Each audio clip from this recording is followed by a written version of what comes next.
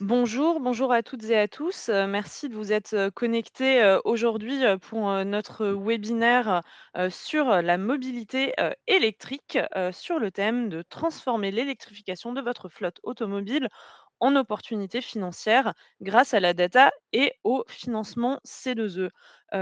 Ces dernières semaines, l'actualité a été très, très riche sur, les, thèmes, de l'énergie, notamment avec un prix, du gasoil, qui a, nettement augmenté. L Fin de la semaine dernière, on était à 2,31 € le litre environ sur le gasoil, 1,90 € sur, l'essence, et donc avec ces prix qui sont très élevés actuellement, ça représente un coût qui est important, pour à la fois les entreprises, mais aussi pour les particuliers.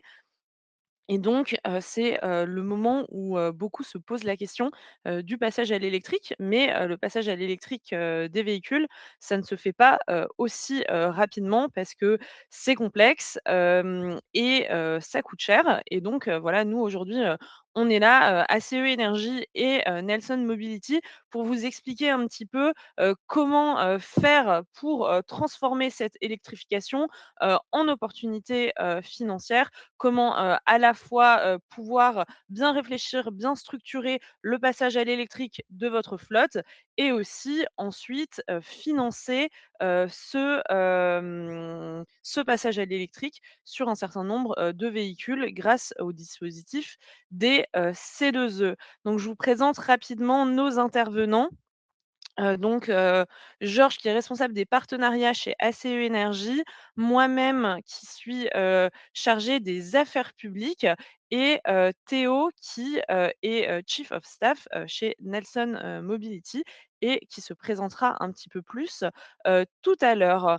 Bien entendu, pendant le webinaire, vous pouvez poser, des questions dans l'onglet, chat, et ou, dans, l'onglet questions, et donc à la fin du webinaire, on aura vraiment un moment, dédié aux échanges pour que vous puissiez nous poser, toutes vos questions, et si vous avez des questions à posteriori, on se tiendra à disposition, pour y répondre.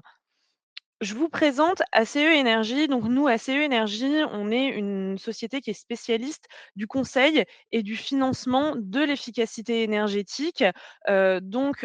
Historiquement, on était principalement positionné sur la rénovation énergétique dans le bâtiment, et aujourd'hui, depuis à peu près 1 an et demi, 2 ans, et ben, on est également positionné sur le domaine des transports grâce au même mécanisme qui est, le mécanisme des certificats d'économie d'énergie, qui va vous permettre, en tant, qu'entreprise, mais aussi, en tant que particulier, de bénéficier de primes pour, donc soit vos travaux de rénovation énergétique qui était notre, cœur, de métier, initial, ou bien pour l'électrification, enfin le passage à l'électrique de, vos véhicules. Aujourd'hui, ACE Énergie, on est, une petite société d'une soixantaine, de personnes. On a été, fondé, en 2019. On a aussi une activité, de conseil plus, à destination des entreprises, énergo-intensives, mais je ne m'arrêterai pas, sur ce sujet, aujourd'hui, parce que ce n'est pas, le thème, du webinaire, et je vais laisser tout de suite, la parole, à Théo. Bonjour à tous, merci Sophie pour l'introduction. Ravi de vous retrouver. Alors derrière l'anglicisme de Chief of Staff peut être un petit peu flou pour certains. Je suis notamment en charge des partenariats chez Nelson. Et Nelson, qu'est-ce que c'est pour ceux qui nous découvriraient peut-être? C'est une start-up née il y a un petit peu plus de 3 ans maintenant, qui s'est spécialisée dans l'électrification des flottes grâce à la technologie et grâce à la data. Donc fondée par des amis ingénieurs qui ont voulu remettre la data au centre de ce métier au vu de tous les défis qu'il y avait à travers l'électrification, car cette électrification, elle est nécessaire et elle est même une réelle opportunité lorsqu'on sait bien prendre les bonnes décisions, mais à double tranchant, car dans des métiers où la voiture peut être presque l'outil de travail, que ce soit pour des commerciaux de grands comptes, mais aussi et tout particulièrement pour les véhicules utilitaires, à savoir intervention, itinérance pour les techniciens. L'électrification est un vrai défi et donc il s'agit de pouvoir, grâce à la technologie, construire sa stratégie d'électrification et permettre les meilleurs renouvellements à l'électrique grâce à la technologie qui consiste à une simulation intégrale de l'électrification de chacun de vos collaborateurs dans votre flotte et donc comprendre les usages réels. Et ça, c'est possible seulement à partir de la data, donc la donnée réelle des usages de vos collaborateurs. Donc, ça peut partir évidemment à minima des états de parc, les cartes carburant, les transactions de cartes de carburant, de cartes de péage, la télématique quand il y en a, c'est mieux. Et donc voilà, cette solution, elle sert à permettre cette électrification de la meilleure des manières, tout en conduisant le changement, donc avec des arguments factuels, rationnels sur les usages réels des collaborateurs. Lorsque Jean-Pierre ou Tanguy devra peut-être passer à l'électrique, on aura de quoi justifier le choix et de quoi montrer objectivement pourquoi ce sera même un gain pour lui lorsque c'est bien fait. Et tant qu'à faire, autant optimiser les investissements en infrastructure CAPEX de recharge lorsque c'est bien lissé pour vraiment avoir une concordance entre les responsables, on va dire, voitures et bornes pour que ce soit le plus fluide possible et évidemment simuler beaucoup plus finement à travers les usages réels le TCO à l'électrique. Donc voilà, des complémentarités, elle est assez naturelle avec ACE Énergie, puisque nous, on est vraiment là pour mettre le pied à l'étrier des flottes, notamment des flottes de véhicules utilitaires avec des tournées chargées et des forts enjeux opérationnels, pour faire les bons choix à l'électrique, pour ceux qui auraient pas, en tout cas, pour ceux qui auraient peur d'y passer ou qui ne savent pas forcément par où commencer. Et ensuite, une fois qu'on a identifié les bons véhicules, bah, tant mieux si ACE Énergie peut être capable d'obtenir les meilleures aides au meilleur prix pour savoir maximiser les gains à toutes les étapes. Donc, si on commence un petit peu sur le cas d'usage que je vais pouvoir vous présenter, l'introduction va se faire d'abord par reprendre les différentes étapes que traverse une flotte dans son électrification et quels sont les enjeux euh, déterminants et directement liés à la data qu'on peut retrouver à chacune de ces étapes et comment Nelson s'y inscrit pour pouvoir vous accompagner au mieux. Donc souvent, ça commence, et certains, surtout dans les véhicules utilitaires, encore plus que dans les véhicules particuliers, en sont encore à cette phase de planification de l'électrification, à savoir par où je commence, comment je m'y prends, comment je m'assure de ne pas faire les mauvaises décisions et comment je m'assure d'aller chercher là où il y a les meilleurs gains et les meilleures optimisations pour ne pas faire les choix à l'aveugle. Donc ça commence par la donnée qui permet de récolter une certaine finesse dans les usages des collaborateurs pour analyser ces usages-là dans la plateforme et ça permet de construire des scénarios d'électrification. Donc un scénario d'électrification, ça va être paramétrer tout un tas de catégories ou de facteurs que l'on veut plus ou moins mettre en avant en fonction de son aversion au risque, en fonction de comment on veut gérer sa recharge, à quelle heure, dans quelle mesure, jusqu'à quel prix, pour qui, dans quel rayon d'intervention. Et donc ça permet vraiment de savoir prioriser et personnaliser les priorités d'une flotte à une autre pour ensuite savoir comparer les scénarios et faire les meilleures décisions en fonction de comment on pourrait envisager son électrification.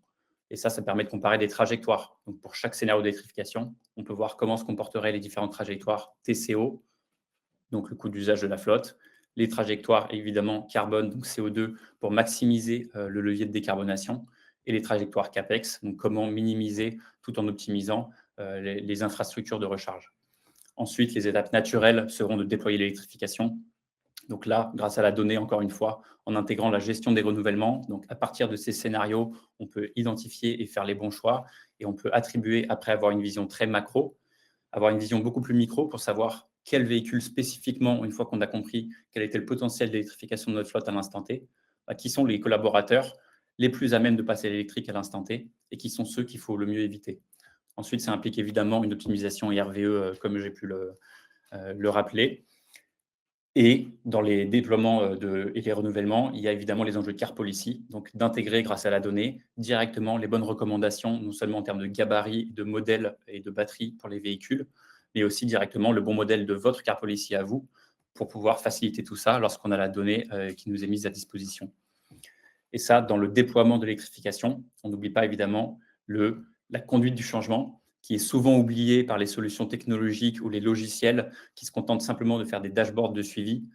Mais dans cette transition, il y a et des décideurs qui veulent se sentir légitimes et rassurés dans leur choix, et évidemment des collaborateurs qui, derrière, vont devoir opérer leur métier et ne pas avoir de contraintes liées à l'électrique dans leur quotidien. Donc ça permet vraiment de savoir accompagner avec les bons arguments factuels chaque prise de décision. Et ensuite, gérer sa flotte en multi-énergie, ce sera pour les étapes suivantes, mais les outils sont déjà là. Mais le cas que je voulais un petit peu traverser avec vous, c'est pour vous montrer quelle est la réelle opportunité financière de savoir gérer son électrification avec la data. Le but, c'est pas rentrer dans les détails de chaque calcul, évidemment, parce que même les hypothèses sont assez propres aux spécificités de chaque flotte. Et donc là, c'est un cas client exemple d'une flotte de véhicules utilitaires. Et on a mesuré l'impact que ça a de réussir son électrification sur un objectif de seulement 90 commandes de véhicules électriques utilitaires sur l'année. Donc c'est un cas très réaliste, assez conservateur, et donc qui peut se retrouver pertinent pour une grande majorité des flottes de véhicules utilitaires. Et on va comprendre un petit peu quels sont les grands enjeux et les ordres de grandeur ensuite qui peuvent impacter le portefeuille et donc qui sont une matière à optimisation. Premièrement, évidemment, c'est l'impact opérationnel. Donc, il s'agit de ne pas faire des erreurs de casting, c'est comme ça qu'on appelle ça. Et à l'aveugle, le risque est quand même très élevé d'aller attribuer un véhicule électrique, surtout utilitaire, quand il y a une certaine charge et un véhicule d'un certain poids, d'aller impacter la tournée du collaborateur. Donc, il ne faut pas arriver en retard, il ne faut pas avoir une recharge non prévue en itinérance, par exemple. Et donc ça, nous, on est capable de vous faire faire les meilleurs choix et de vous éviter soit le coût que représentent des retards et une perte de chiffre d'affaires, soit même la perte d'un collaborateur insatisfait qui préférera rester au thermique ailleurs. Et donc ça, par conducteur, ça coûte un certain montant. Et ensuite, évidemment, à l'échelle de la flotte, ça représente encore plus, rien que sur les 90 véhicules concernés. Ensuite, évidemment, les véhicules non électrocompatibles, en moyenne, vont perdre plus de temps dans leur tournée avec la recharge et qui ne sera pas forcément optimisé au bon endroit, au bon moment, pour que ce soit indolore dans la tournée. Sachant que quand il y a une optimisation, ce n'est pas seulement pour limiter la casse qu'on peut passer à l'électrique, c'est même pour optimiser ses tournées. C'est-à-dire que parfois, jusqu'ici, on ne pouvait pas travailler ou réparer un ascenseur pendant qu'on faisait le plein à la pompe à essence. Lorsqu'une électrification est bien gérée, il y a tout un cas encore inexploité par les flottes, où en fait, quand on sait, grâce à Nelson par exemple, qu'il y avait la bonne borne dans un rayon de moins de 200 mètres de son intervention, on peut travailler tout en se rechargeant. Donc là, c'est même un gain par rapport au paradigme précédent du thermique. Ensuite, évidemment, grâce à la donnée, on est là pour vous éviter une recharge trop chère. Donc nous, comme on a su suivre les usages réels de chaque collaborateur, on est capable de savoir, avec les données qu'on a dans notre logiciel, qui, en passant à l'électrique, devrait passer où, se recharger à quel moment, sur quelle borne, à quelle puissance, quelle est la disponibilité de cette borne et est-ce que ça correspond au véhicule qui serait concerné. Et donc ça permet de pouvoir abaisser le prix de la recharge moyen en adressant les bons conducteurs. Et certes, c'est un calcul de centimiers au cas par cas, mais quand on fait le calcul sur toutes les journées de travail d'un collaborateur et qu'on étend ça à la flotte, c'est plusieurs dizaines de milliers d'euros par an, juste sur quelques dizaines de décisions. Donc, c'est absolument pas négligeable. Et ça, c'est vraiment le facteur différenciant de solutions comme Nelson. Avec ça, on peut même aller plus loin. Et grâce à cette donnée, une fois qu'on a commandé le véhicule, on sait mettre en concordance les choix qu'on va faire dans les infrastructures. Et là encore, les montants, ils sont non négligeables sur les infrastructures et donc IRVE.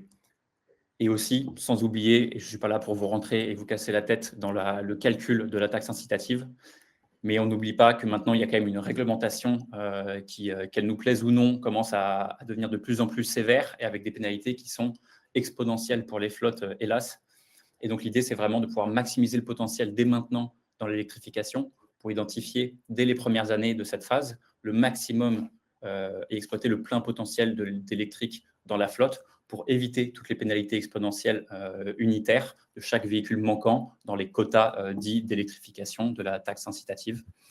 Et ça peut représenter, là encore, plusieurs dizaines, voire centaines de milliers d'euros au fil des ans pour une flotte. Donc voilà, à l'échelle d'un véhicule, c'est quelques centaines, voire milliers d'euros par an. Et à l'échelle d'une flotte, sur quelques erreurs de casting, ça peut représenter une grosse manne sur laquelle on ne peut pas se permettre de s'asseoir dans un tel métier. Et donc, Nelson sera ravi de vous accompagner dans ce processus. Et ensuite, commandons les véhicules avec ACE.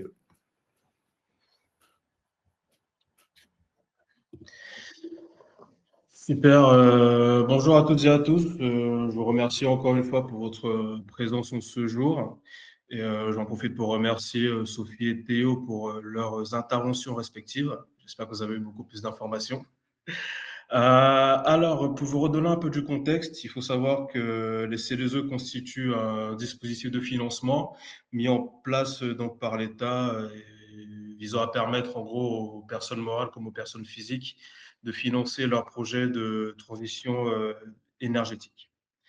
Alors, il faut savoir que ces C2E s'appliquent au travers de FOST, donc qu'on appelle communément fiche d'opération standardisée, qui est en fait un mode d'emploi. Nous donnons les éléments techniques visant à vérifier que les projets que vous allez réaliser sont tout à fait éligibles.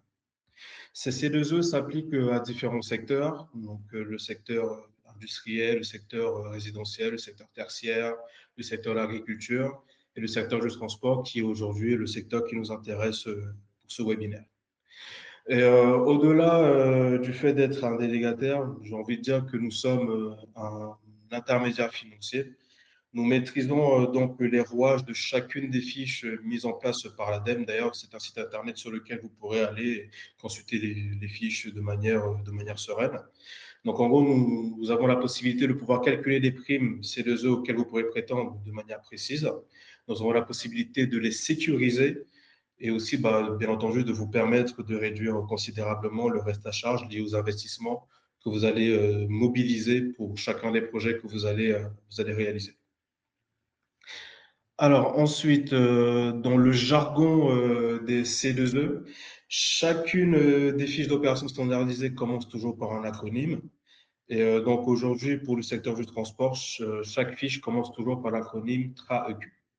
Alors les deux fiches qui vont nous intéresser aujourd'hui, étant donné que vous êtes des personnes morales, sont les fiches TRAEQ 114 et 129.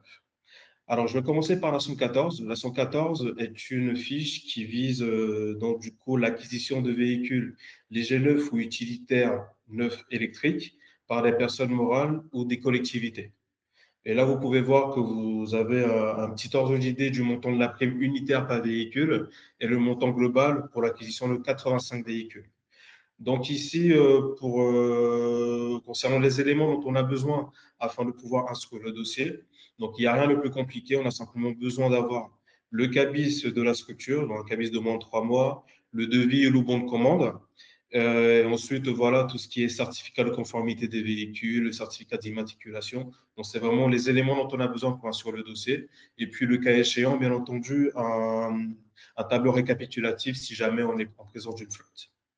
Par la suite, nous avons la TRAEQ 129 qui est l'acquisition de poids lourds par des personnes morales toujours. Et là, encore une fois, vous avez une idée de la prime unitaire et une idée de la prime globale, donc pour chacun des véhicules que vous allez acquérir. Et ici, toujours le même procédé, on a besoin des éléments en amont du projet, c'est-à-dire bon de commande, cabis de la structure et les tableaux récapitulatifs. Donc vraiment, tous ces éléments-là nous permettront d'instruire tous les dossiers que vous allez nous envoyer de manière pérenne et aussi de manière rapide. Alors, ensuite, je vais vous expliquer un petit peu comment constituer votre demande de prime, donc de la constitution jusqu'à l'obtention de la prime en elle-même. Alors ici, vous avez une petite fresque qui est assez représentative de comment se passent les demandes de prime C2E chez ACV Énergie. Je pense que c'est la partie qui pourrait être très intéressante pour vous.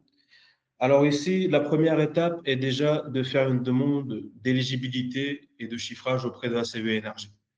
Ici, le but est simplement d'évaluer non seulement le montant des C2E, mais aussi d'évaluer le fait de savoir si le projet que vous allez réaliser est tout à fait éligible et répond bien aux obligations, aux normes techniques que demande la fiche d'opération standardisée.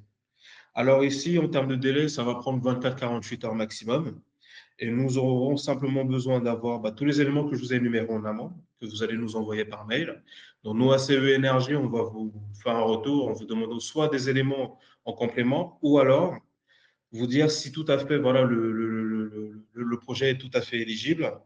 Et donc, vous faire un chiffrage sur mesure et vous envoyer le cas échéant en contrat C2E. Et petit point d'information, ce contrat C2E, il faudra absolument le signer avant de vous engager avec quelconque bon de commande auprès d'un concessionnaire. Donc, très important que vous gardez ça en tête. Par la suite, donc, la deuxième étape, c'est qu'on vous accompagne sur le montage des dossiers pour le traitement.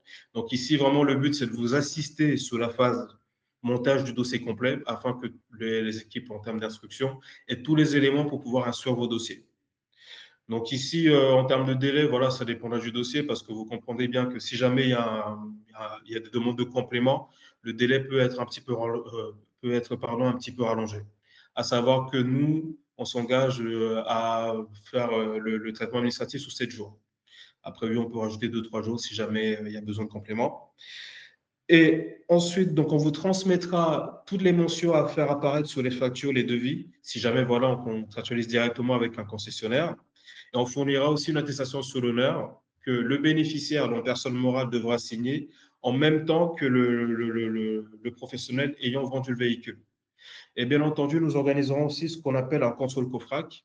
Non, le contrôle, pour vous expliquer un petit peu, COFRAC est un contrôle réalisé par un organisme externe qui vise à vérifier, bien entendu, que le véhicule qui a été vendu corresponde bien à tout ce qui est mentionné sur la carte grise. Et si la personne ayant reçu le véhicule est bien la personne dont nous avons reçu les documents en amont.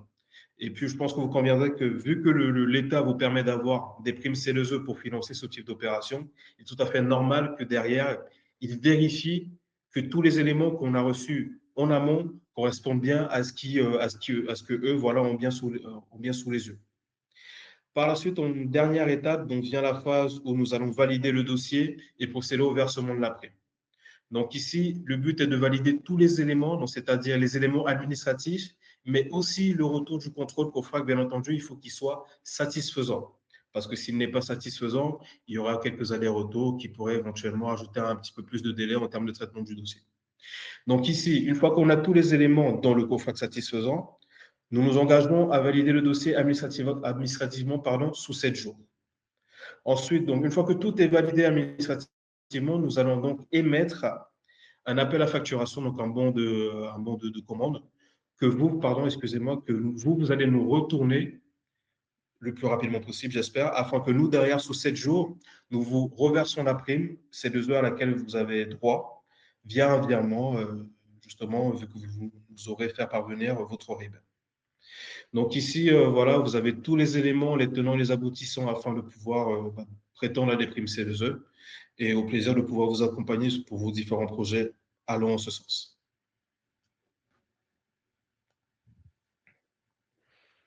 Merci beaucoup, Georges. Merci Théo, pour, vos, présentations. Donc, comme, vous, l'aurez compris, c'est, vraiment, aujourd'hui, un enjeu majeur, que, l'électrification des véhicules. Un point dont on n'a pas forcément beaucoup parlé pendant le webinaire, mais, en, 2027, vous en tant qu'entreprise, vous devrez, intégrer 40 de véhicules à faible émission dans, vos renouvellements, de flotte, annuels. Donc voilà, c'est vraiment quelque chose qui est à prendre en compte aujourd'hui, donc comme, Théo vous l'expliquait, c'est de réfléchir vraiment, de structurer la démarche pour être sûr que, vous, fassiez les bons choix et pour que ces choix, ben, vous, rapportent de l'argent et ne soient pas, voilà, un choix qui va, être un poids, financier, pour vous. Ce que je vous propose maintenant, c'est de passer un petit peu à une phase de questions-réponses. Donc, si vous avez des questions, que ce soit, pour Georges, soit pour Théo, vous avez 2 onglets normalement, questions et chat qui sont en bas à droite de votre écran, donc on va prendre les questions. J'ai une première question dans le chat qui est plus à destination de Georges, donc de savoir à quel moment précis du projet d'électrification devons-nous contracter pardon, avec un obligé ou pollueur, ou bien prendre un délégataire C2E pour ne pas perdre l'éligibilité de nos travaux? Donc question un peu longue, mais donc Georges, à quel moment est-ce qu'il faut, contractualiser, par exemple avec nous à CE Énergie pour être sûr de pouvoir, bénéficier de la prime, in fine? Eh bien, écoutez, moi, j'ai envie de dire, il faut nous consulter dès la phase amont du projet. J'ai même envie de dire, dès la phase réflexion du projet. Parce que l'idée ici, c'est que vous sachiez déjà, vous avez déjà une idée du montant de la prime à laquelle vous pourrez bénéficier, afin de pouvoir justement passer à la phase de consultation des concessionnaires auprès desquels vous souhaiteriez passer. Donc, l'idée ici, c'est que justement, vous puissiez vous engager d'abord avec le délégataire afin d'avoir le montant de la prime CLE directement, avant de pouvoir ensuite vous engager auprès du concessionnaire duquel vous allez vous fournir les véhicules en question. Merci beaucoup Georges et puis, rappelons, juste, qu'au-delà, donc du fait de savoir en amont, quel va être le montant de la prime, il y a aussi toujours la question de l'antériorité. Donc, voilà, c'est une question qui est très importante dans les C2E. Vous devez toujours avoir d'abord contractualisé avec, un obligé ou un délégataire avant d'avoir signé le projet, pour prouver, que, le projet s'est bien réalisé grâce à cette aide. Voilà, donc ça, c'est un principe qui est très important, dans les C2E et donc c'est pour ça que c'est important de le faire, en amont. J'ai une question un peu plus pour, Théo, sur, la donnée. Donc il nous demande: «Quel type de données dois-je récolter pour identifier mes véhicules électrocompatibles?» Donc je pense dans la flotte, actuelle, à mon avis. Ouais, très clair. Alors effectivement, il y a différents niveaux de données que l'on peut exploiter, pour identifier ces véhicules électrocompatibles. Il y a différents paliers où on peut aller plus ou moins dans le détail avec, plus ou moins de fiabilité sur certains cas, très complexes mais on commence et nous, c'est vraiment notre, différence c'est notre facteur différenciant, c'est de pouvoir exploiter beaucoup plus, qu'il n'était possible jusqu'ici, les données dites jusqu'ici inexploitées ou mourantes, à savoir les données d'état de parc et transactions de cartes carburant et transactions de cartes de péage. Donc rien que ces données-là, elles permettent dans 90 des cas, de faire déjà les meilleurs choix pour entamer son électrification et aller identifier les meilleurs cas, pour commencer son électrification. Donc à savoir, pouvoir passer des commandes en s'assurant qu'on ne touche pas, aux tournées du collaborateur, donc on ne touche pas à son impact opérationnel. On maximise, l'impact financier, en ayant une maîtrise, du coût de la recharge et voire une vraie réduction du TCO, par rapport, à son équivalent thermique et ensuite en s'assurant de pouvoir électrifier des gros rouleurs, donc ceux qui seront le plus gros levier de décarbonation et donc ça, c'est déjà possible rien qu'avec les états de parc, transactions de cartes carburant et transactions de cartes de péage grâce à nos technologies qui permettent de faire communiquer ces données-là, en ayant une simulation de l'usage du conducteur, avec ce qu'on sait de l'écosystème des bornes, leur disponibilité, leur puissance et ainsi de suite. Ensuite, nous, forcément, on aime encore mieux pour aller, aux étapes suivantes, quand il y a de la télématique, parce que c'est non seulement meilleur pour nous, parce que ça nous facilite un petit peu le travail dans l'homogénéisation de ces données-là et dans leur niveau de détail, mais ça nous permet d'aller encore plus loin dans les recommandations, tout au long de l'électrification et d'avoir une certaine fiabilité en plus sur les cas les plus difficiles. Donc la télématique et notamment la géolocalisation sont très utiles dans ces cas-là, surtout qu'il n'y a pas forcément de sujet de données privées, dans le sens où quand c'est dans le cadre de la tournée, ces données sont simplement là pour être simulées, pour comprendre comment ce véhicule aurait pu se comporter à l'électrique et donc ça permet d'aller, encore au niveau suivant. Donc si je résume, c'est transaction de carte carburant, transaction de carte de péage, en addition du simple état de parc et ensuite les données de télématique, quand il y en a. Merci Théo. Donc, c'est des données qui sont, assez faciles finalement, pour vous, à récupérer, auxquelles vous pouvez accéder, assez facilement et donc, ça va vous permettre, de faire, l'analyse pour faire la meilleure recommandation, possible, à vos clients. Merci à toutes et à tous pour votre, participation, à ce webinaire. Et donc comme je vois qu'il y a pas d'autres questions, on va, conclure, ce, webinaire. Donc voilà, n'hésitez pas à reprendre contact, avec nous, à l'issue, du webinaire, donc que ce soit, Nelson, ou ACE Énergie, pour parler de l'électrification, de vos flottes de véhicules. Merci beaucoup, bonne journée. Merci à tous. Merci, bonne journée, au revoir.